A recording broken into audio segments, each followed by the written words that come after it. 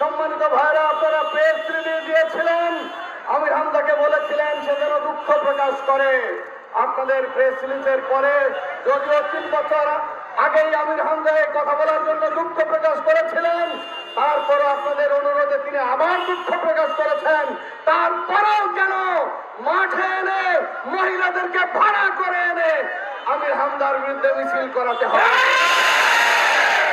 টাকা পয়সা দিয়ে এনে লোক ভাড়া করে আমির হামজার বিরুদ্ধে মিছিল করাতে হবে? আমরা জিজ্ঞাসা করতে চাই। তাহলে কি আপনার রাজনৈতিক ময়দানকে উত্তপ্ত করতে চান? এই ভোটের মাঠকে কি আপনারা উত্তপ্ত করে ফায়দা হাসিল করতে চান?